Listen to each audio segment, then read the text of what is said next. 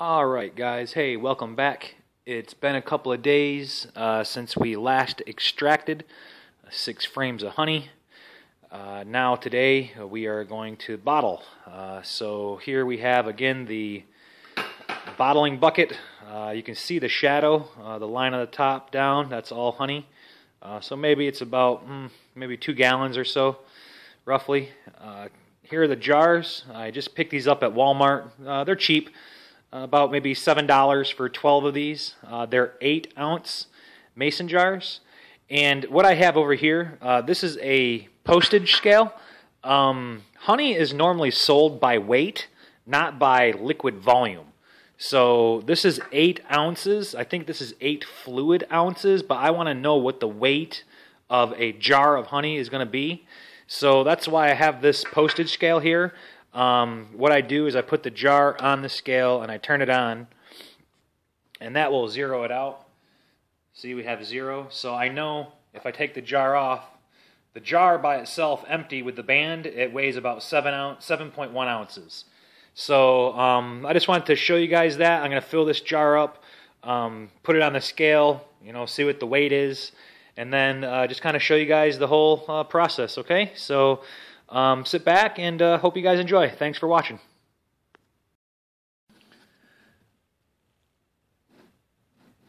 Alright guys, so we'll see how this works out. Again, what I'm going to do, the trick here is to go slow and steady. So, and I know the lighting isn't the greatest here, but hopefully you guys get a good enough view. So here's the bottle. I'm going to loosen up the wing nut here very carefully. And then as slowly as I can, I'm going to try to lift the gate.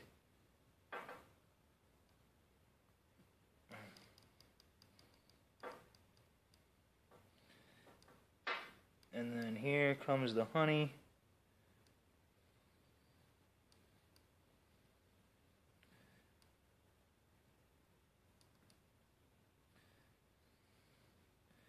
Again, you cannot rush the process here.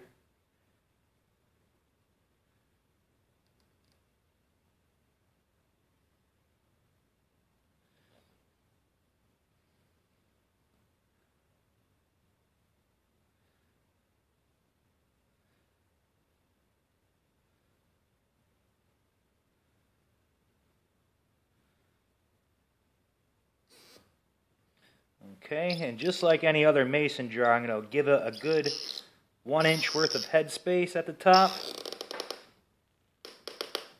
And then we tighten that wing nut up to stop the flow of the honey.